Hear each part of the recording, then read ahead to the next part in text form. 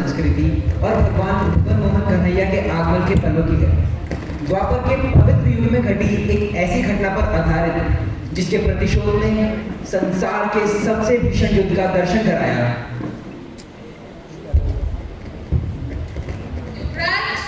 आगे ना आइए, आगे पानी है। पानी? कहाँ है पानी? अब तो तासिया भी मेरे साथ खेल करने लगी है।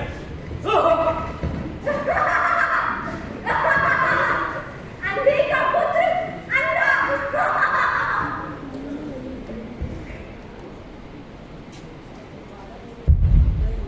हस्तिनापुर के विभाजन के बाद श्री कृष्ण और देवी देवताओं की मदद से पांडवों ने भव्य इंद्रप्रस्थ राज्य की स्थापना की, जो कि इससे पहले बंजर जमीन के सिवा और कुछ न था। नवनिर्मित इंद्रप्रस्थ राज्य के राजस्व युग में धर्मराज युधिष्ठिर ने उस समय के सभी राजाओं को आमंत्रित किया। निश्चित बात है, उन्होंने अपने प्रिय अनुज दुर्योधन को भी बुलाया। दुर्योधन इतने विराट राज्य का वैभव देखकर चकित हो उठा। ईर्ष्या का भाव एक बार फिर उसके मन में उत्पन्न हुआ। उस दिन महारानी द्रौपदी की उस टिप्पणी ने कुछ ऐसा किया जिसके परिणाम स्वरूप आज भी पूरे भारतवर्ष का हृदय कांप उठता है। दुर्योधन के सीने में क्रोध की अग्नि दहक उठी। मामा शकुनी ने उस अग्नि को प्रतिशोध की भीषण अग्नि में परिवर्तित कर दिया। मामा शकुनी ने दुर्योधन के सामने एक ऐसा प्रस्ताव रखा, पांडवों को हस्तिनापुर द्विज क्रीड़ा में आमंत्रित करने का प्रस्ताव। उस दिन उस द्विज सभा में जो हुआ उसे भुलाया नहीं जा सकता। मुझे नो चाहिए मामा श्री। नो। तुम मेरे खिलाफ हो चुके हो युधिष्ठिर। शाबाश मेरी सेना। तो यह दूध समाप्त करनी पड़ेगी। अब तो दांव पे लगाने के लिए कुछ शेष नहीं बचा है। कैसे नहीं महाराज, अभी तो आपके पास वो अभिमानी मृगनयनी 5 पतियों वाली द्रौपदी भी तो है दांव पे लगाने के लिए। अपनी मर्यादा को उल्लंघन मत कर, सूत पुत्र। बैठो, तुम सब मेरे दास हो चुके हो। महाराज, इस सभा में आपके पुत्र वधु का नाम इस अनादर तरीके से लिया गया और आप ये सब सुनकर भी चुप रह गए। अपने इस पुत्र दुर्योधन को त्याग लेना साहस दिखाइए महाराज, नहीं तो ये कुरुराज घराने के इतिहास पर ऐसा दाग मलेगा कि स्वयं गंगा जी का सारा जल भी इस दाग को धोने के लिए कम पड़ जाएगा। इस अभिमानी काले कौवे को इस राजघराने के आंगन से फेंक डाले महाराज, और मयूरों को आमंत्रित कीजिए कि वे आएं और इस राजघराने की मान और शोभा बढ़ाएं, और इस शुभ कार्य को करने में ज्यादा विलंब ना दिखाइए महाराज, नहीं तो कुरुराज घराने का इतिहास आपको कभी क्षमा नहीं करेगा, कभी नहीं। पापा श्री, हस्तिनापुर नरेश को इतिहास से क्षमा मांगने की आवश्यकता नहीं है, क्योंकि इतिहास वीरों महावीरों का दास होता है। यदि आप केवल महामंत्री होते तो पिताश्री के चरणों की सौगंध मैंने आपका शीश आपकी गर्दन से यूं उखाड़ कर फेंक दिया होता, जिस भांति एक मालिक वाटिका से अंचाई घास को उखाड़ फेंक देता है। परंतु आप जैसे भी है मेरे काकाश्री है, आप तो उस बिल्ली की भांति है जो पंजाबी उसी को मारती है जिसकी गोद में बैठकर खाना खाती है। आप ये ना समझिए कि हमें ये ज्ञात नहीं कि आपकी नीतियों ने सदैव ही हमारा विरोध किया है। या तो आप कुल गुरु कृपाचार्य पितामह और गुरु द्रोण की भांति चुपचाप अपने स्थान पर बैठ जाइए, अन्यथा इस सभा से निकल जाइए। यदि तुम मान और अपमान का अर्थ जानते हो तो दुर्योधन, तो इस तरह यूं बीच में बोलकर अपने पिताश्री की सभा का अपमान ना करते। और रही बात मुझे निकालने की, तो यह सभा आज भी महाराज धृतराष्ट्र की है। यहाँ ना तुम्हें किसी को निकालने और ना किसी को बुलाने का अधिकार है। महाराज, इस सभा में विनाश का नाग फन गाड़े बैठा है, इसे घेरिए मत, अपने परिवार पर दया दिखाइए महाराज। इस युद्ध क्रीड़ा की समाप्ति की घोषणा कीजिए, घोषणा। युद्ध का निमंत्रण मैंने भेजा था, तो इसकी समाप्ति की घोषणा भी केवल मैं ही कर सकता हूँ, केवल मैं। बोलिए भ्राताश्री, लगाते हैं द्रौपदी को दांव पर, लगाते हैं दांव पर। बोलो प्रिय युधिष्ठिर। हाँ, आओ पास है मामा। हाँ भांजे, मुझे द्रौपदी चाहिए। अवश्य भांजे, मेरे पास से मेरा आदेश अवश्य पालेंगे भांजे। मुझे नौ की आवश्यकता है। अवश्य भांजे, अवश्य पुत्र दुर्योधन नौ अवश्य आएगा। बस एक बार और मेरे पास हो। नौ। महारानी द्रौपदी भी तुम्हारी दासी पुत्र दुर्योधन। द्रौपदी आपसे मेरी दासी हुई कृष्ण। पापा श्री जाइए और उस द्रौपदी को यहाँ लेकर आइए। आज से वो मेरी दासी है, दासी। और उसका स्थान राजमहल में नहीं, दूसरी दासियों के साथ होगा। मूर्ख, यमराज को आमंत्रित मत कर। महामंत्री विदुर, तूने मेरा आदेश न मानकर अच्छा नहीं किया।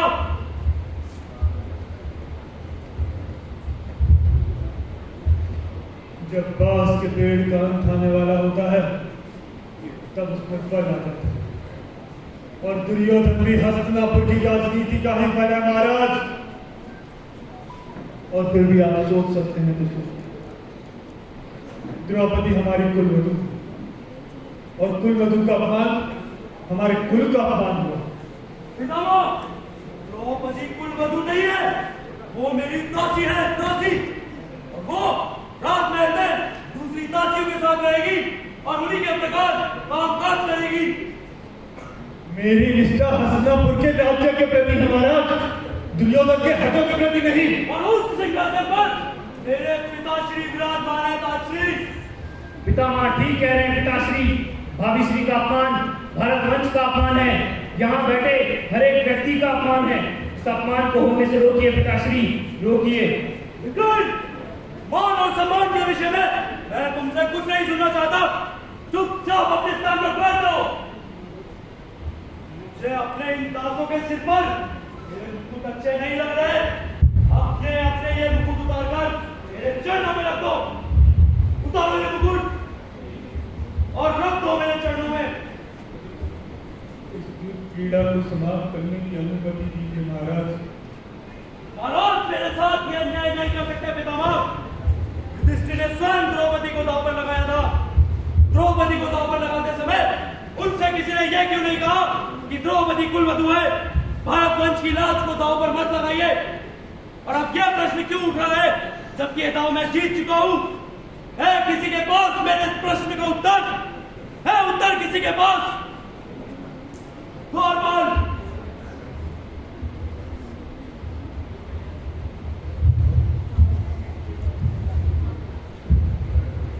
जी युवराज। जाओ और उस अभिमानी को क्या लाए करो। जी युवराज।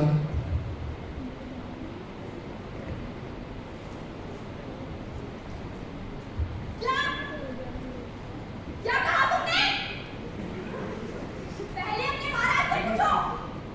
उन्होंने पहले अपने आप को दांव पे लगाया था या मुझे? चले जाओ यहाँ से। क्षमा करें युवराज, परंतु महारानी द्रौपदी ने इस सभा में प्रस्तुत होने से अस्वीकार किया है। मेरे समक्ष आकर मना करता है। दुशासन,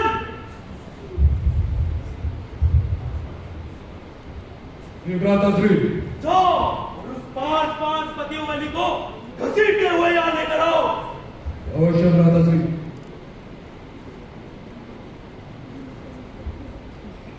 चलो द्रौपदी, युधिष्ठिर तुम्हें हार चुके हैं। नारी की मर्यादा का अपमान ना करो, गांधारी पुत्र दुशासन। अगर तुम नहीं चली तो तुम्हें घसीट कर लेकर जाऊंगा। चल। जो दुशासन, मैंने अपने पिता को स्नान भी नहीं किया है। मुझे इस स्थिति में बाहर लेके जाओ। तुम एक दासी के अतिरिक्त कुछ नहीं हो।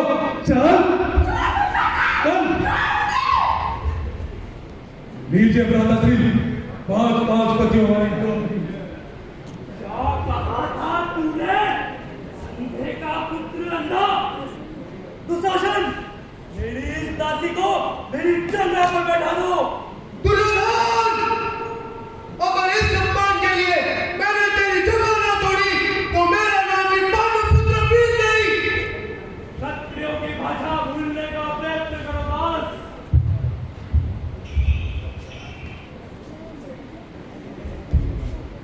कुछ नहीं मित्र, इसे बोल लेने दो। कुछ नया सीखने में और कुछ नया बोलने में कुछ समय तो लगता ही है। ये भी धीरे धीरे भूल जाएंगे कि ये क्षत्रिय है। और धीरे धीरे दास बनकर जीना सीख ही लेंगे प्रिय भांजे।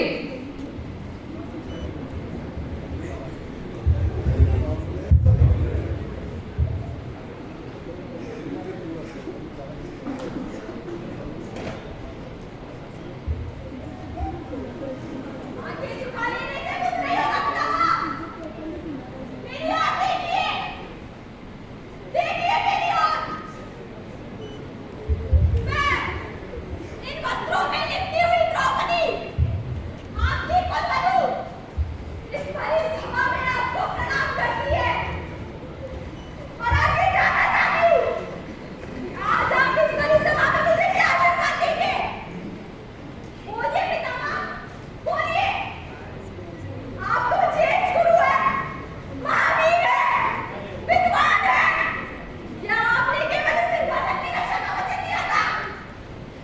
क्या गुरु मर्यादा का कोई महत्व नहीं? क्या भरत वंशियों की यही परंपरा है? क्योंकि मैं जिस वंश की हूँ, वहाँ की परंपरा कुछ और है।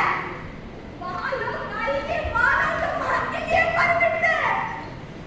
मुझे भरत वंशियों की परंपरा बताए पितामह, बताए। जब मैंने पहली बार आपके चरण छुए थे, आपने सौभाग्यवती होने का आशीर्वाद दिया था। आज अपने उसी आशीर्वाद की दशा देखिए पितामह, देखिए। आपके सामने यह धर्म हुआ और आपने स्वीकार किया। इसका अर्थ ये नहीं पितामह कि आप भी मेरे अपमान के भागीदार हैं। और यदि नहीं, तो उठाइए अपना धनुष और छेद दीजिए जीवों को, जिन्होंने आपकी कुलवधू को पैसे बोलने का प्रयास किया।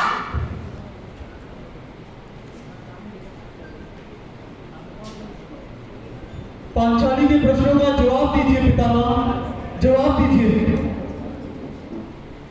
पितामह ठीक है पिताश्री, भाभी श्री की ये अपमान समस्त भारत वंश का अपमान है। विजय, छोड़ दो।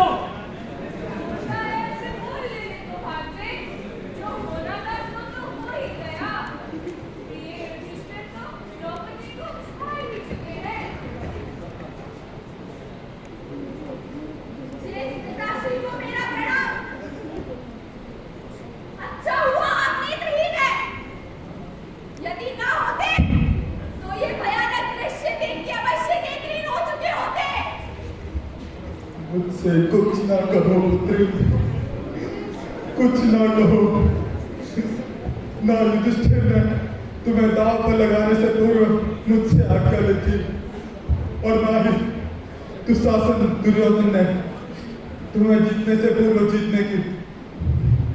तुम अपना यह प्रश्न स्वयं युधिष्ठिर के पास लेकर जाओ, जिसने तुम्हें दांव पर लगाकर भरतवंश की मर्यादा को भंग किया है, भंग किया है। जो आज्ञा पिताश्री, जो आज्ञा। यदि आर्यपुत्र युधिष्ठिर अपने आप को इस युद्ध में हार चुके थे, तो उनका मुझ पे दांव लगाने का कोई अधिकार नहीं था। मैं सारी सभा से ये प्रश्न करती हूँ, ये कहाँ का धर्म है? मेरा क्या दोष था जो मुझे इस स्थिति में यहाँ लाया गया? आप पांचाली के प्रश्नों का उत्तर दीजिए जे। आप तो स्वयं धरती पे धर्म के चिन्ह हैं। महादेव की सौगंध, अगर आप नहीं होते तो मैं आपके हाथों को वृक्षों के भांति उखाड़ फेंकता। आज जाके मेरी अभिलाषा पूरी हुई भांजे। ये सब तुम्हारे दास बन ही गए। जैसे दीमक बड़े बड़े वृक्षों को चाट जाती है, रोग शरीर को खा जाता है, भाभी श्री का ये अपमान भी समस्त भारत वंश के वृक्ष को नष्ट कर देगा, और जिस गरिमा की छांव में हम जी रहे हैं उस गरिमा को भी नष्ट कर देगा। पितामह, पिताश्री, काकाश्री, कुलगुरु द्रोण, कृपाचार्य, अंगराज कर्ण, भाभी श्री के इस प्रश्न का उत्तर दीजिए, क्योंकि आपका दिया हुआ उत्तर ही आगे चलकर हस्तिनापुर के भाग्य और दुर्भाग्य के द्वार खोलेगा। और मेरे भी इस प्रश्न का उत्तर दीजिए, क्या एक पति को यह अधिकार है कि वो अपनी पत्नी को जुए न हार जाए? और यदि आप लोगों ने आज इस प्रश्न का उत्तर नहीं दिया तो ये प्रश्न जन्मों जन्मांतर तक आप लोगों का पीछा करता रहेगा। ये बात तो तुम्हारी रक्षा कर नहीं पाए, इसलिए आकर मेरे मित्र दुर्योधन में बैठ जाओ। पांच पतियों वाली तो तुम पहले ही सही हो, तो छठे का हाथ पकड़ लेने में हानि ही क्या है?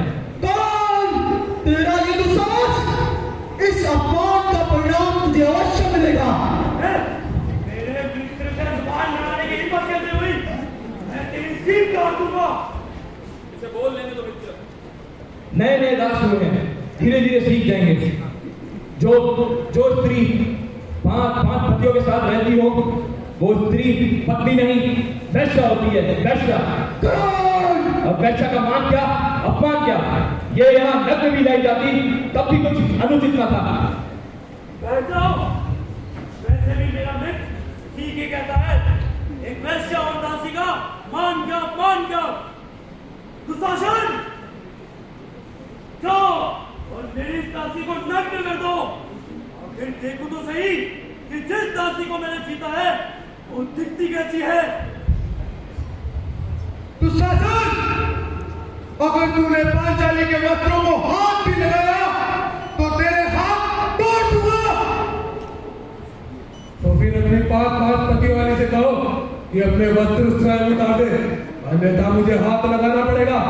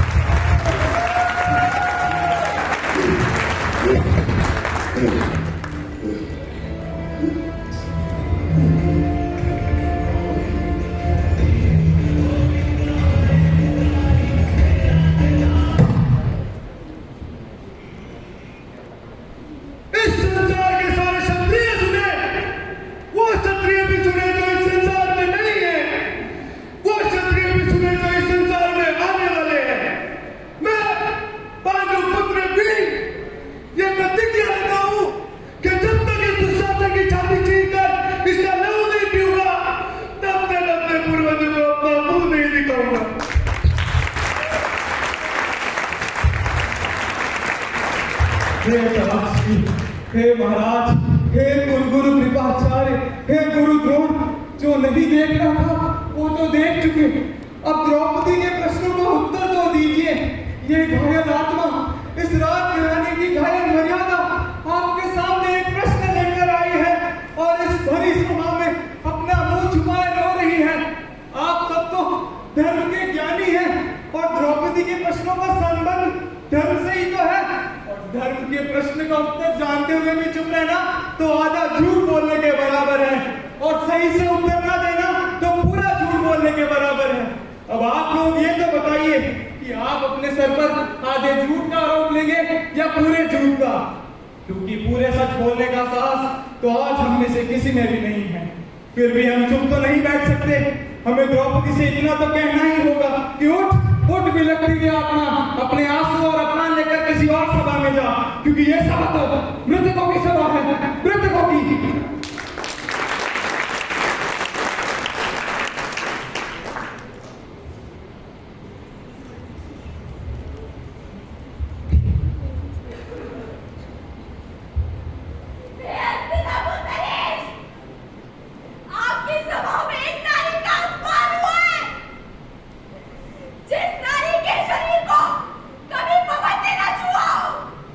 कभी सूर्य के प्रकाश में ना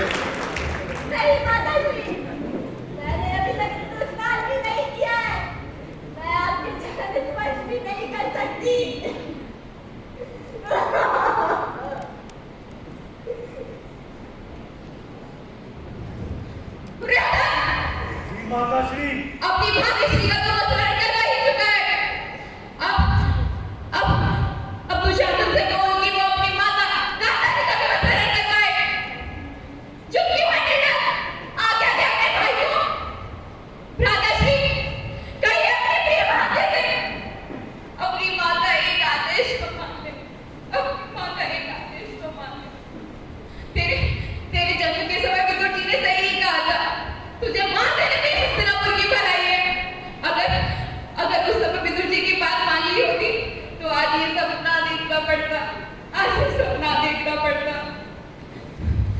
हे गुरुवंश के पूर्वजों, ये गांधारी आपसे क्षमा मांगती है कि इस कुल का कलंक मेरी ही कोख में जन्मा है, मेरी ही कोख में जन्मा है।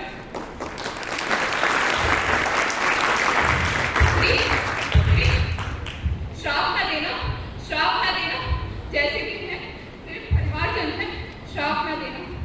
आर्यपुत्र, मैं जानती हूँ आप देख नहीं सकते, लेकिन सुन तो सकते हैं। हाँ गांधारी, मैं देख तो नहीं सकता पर सुन तो सकता हूँ, सोच तो सकता हूँ। मैं अपने पूर्वजों पितामह भीष्म, आचार्य द्रोण, कुलगुरु कृपाचार्य, मेरे प्रिय पांडु, कुलवधु द्रौपदी को साक्षी मानकर ये कह रहा हूँ कि मैं इसी योग्य हूँ कि इस देश का वर्तमान और भविष्य मुझे कभी क्षमा न करे, कभी क्षमा न करे। पुत्री मेरे निकट आ पुत्री, यदि तुमने अपने ज्येष्ठ पिताश्री को क्षमा कर दिया हो तो कुछ वरदान मांगो पुत्री। मांगो पुत्री, मांगो।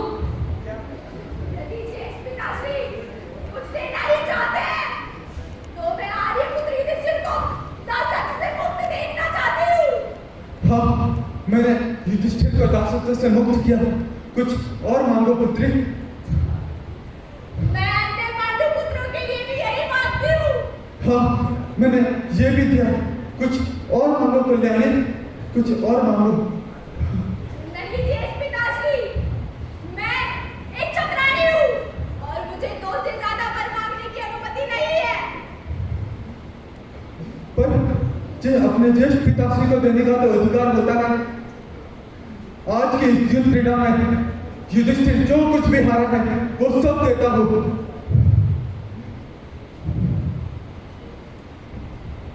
माता गांधारी ने उस दिन द्रौपदी के शाप से तो अपने पुत्र को बचा लिया, लेकिन जो होने वाला था उसे तो कोई भी टाल नहीं सकता था। घटनाक्रम का पहिया कुछ इस प्रकार घूमा कि पांडवों को 13 वर्ष का वनवास और 1 वर्ष का अज्ञातवास स्वीकार करना पड़ा। युद्ध टल जरूर गया था, लेकिन 14 वर्षों बाद हस्तिनापुर के आनंद गगन पर युद्ध के बादल एक बार वापस आने लगे। इन बादलों को आकाश से हटाने के लिए, शांति का मार्ग अपनाने के लिए पांडवों ने भगवान श्री कृष्ण को स्वयं शांति दूत के रूप में हस्तिनापुर भेजा। लेकिन हुआ वही कि जो होना था। दुर्योधन को शांति का आखिरी मार्ग भी अपनी हटों के आगे खोना था। कर बैठा वो ऐसी मूर्खता, स्वयं श्री कृष्ण को क्रोध सा आया था। हस्तिनापुर की राजसभा में चटक प्रकाश सा छाया था। दिखाया विराट रूप प्रभु ने, सबकी आंखें खोली थी। विनीति ना मानी 5 गांव की, जो कि हरि ने बोली थी। वर्षों तक वन में घूम घूम, बाधा विघ्नों को झूम झूम, सह धूम धाम पानी पत्थर, पांडव आए कुछ और निखर। सौभाग्य न सब दिन सोता है, देखें आगे क्या होता है। मैत्री की राह बताने को, सबको सुमार पकड़ाने को, दुर्योधन को समझाने को, भीषण विध्वंस बचाने को भगवान हस्तिनापुर आए, पांडव का संदेशा लाए।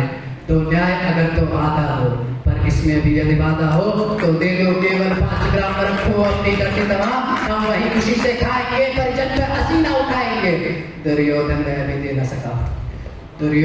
भी दे न सका, आशीष समाज की ले न सका, उल्टे हरि को बांधने चला जो था असाध्य सामने चला। जब नाश मुझ पर छाता है, पहले विवेक मर जाता है। हरि ने भीषण हुंकार किया, अपना स्वरूप विस्तार किया, डगमग डगमग दिग्गज बोले, भगवान कुपित होकर बोले, जंजीर बढ़ाकर साथ मुझे, हाँ हाँ दुर्योधन बांध मुझे। यह देख गगन मुझ में लय है, यह देख पवन मुझ में लय है, मुझ में विलीन जंगाल सकल मुझ में लय है, संसार सकल अमृत फूलता है मुझ में, संहार झूलता है मुझ में।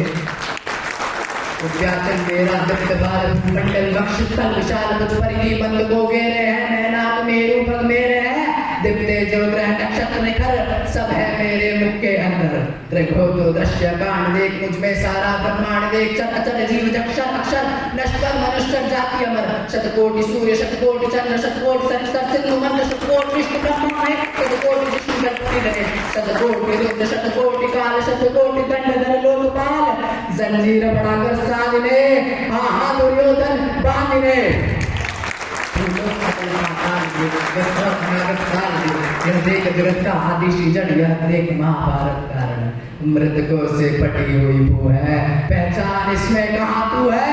अंबर में कुंतल जाल देख, पद के नीचे पाताल देख, मुट्ठी में तीनों काल देख, मेरा स्वरूप विकराल देख। सब जन मुझी से पाते हैं और लौट मुझी में आते हैं। जिह्वा से कटती बाल सिगर सांपों में पाता, जन्म पर पड़ जाती मेरी दृष्टि उधर, हंसने लगती है सृष्टि उधर। मैं जब भी मूंदता हूँ लोचन, छा जाता चारों ओर मरण। बांधने मुझे तू आया है, जंजीर बड़ी क्या लाया है। यदि मुझे बांधना चाहे मन, पहले तू बांध अनंत गगन। छूने को साध न सकता है, वह मुझे बांध न सकता है। हित वचन नहीं तूने माना, हित वचन नहीं तूने माना, मैत्री का मूल्य न पहचाना। तो ले मैं भी अब जाता हूँ, अंतिम संकल्प सुनाता हूँ। याचना नहीं अब रण होगा, जीवन जया की मरण होगा। टकराएंगे नक्षत्र निखर, बरसेगी भू पर गने बदर, पर शेष नाग का डोलेगा, विकराल काल मुंह खोलेगा। दुर्योधन रण ऐसा होगा, फिर कभी नहीं वैसा होगा। भाई तरह भाई टूटेंगे, विषबाण मृग से छूटेंगे, वायस श्रृंगार सुख लूटेंगे, भाग मनुष्य के फूटेंगे। आखिर तू भूषाई होगा, हिंसा का बदलाई होगा।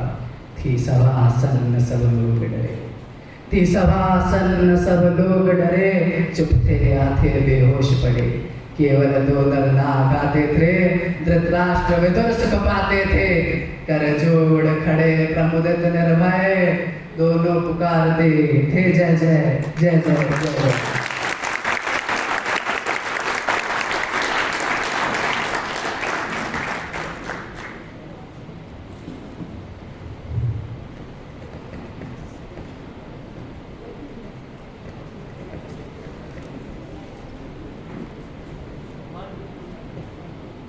बहुत ही शानदार प्रस्तुति। एक बार सभी संगीत है जोरदार ताली के साथ अभिनेताओं का और कलाकारों का प्रोत्साहन करें।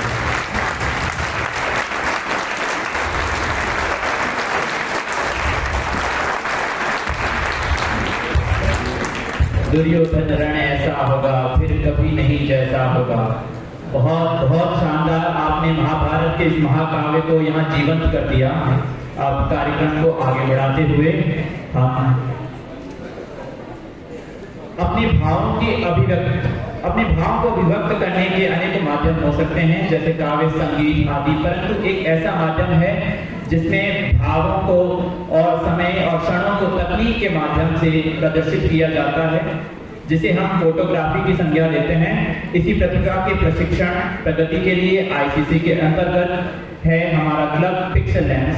इस क्लब के प्रतिभावान सदस्य आपके समक्ष फोटोग्राफी और वीडियोग्राफी का प्रदर्शन करेंगे। प्रतिबिंब क्लब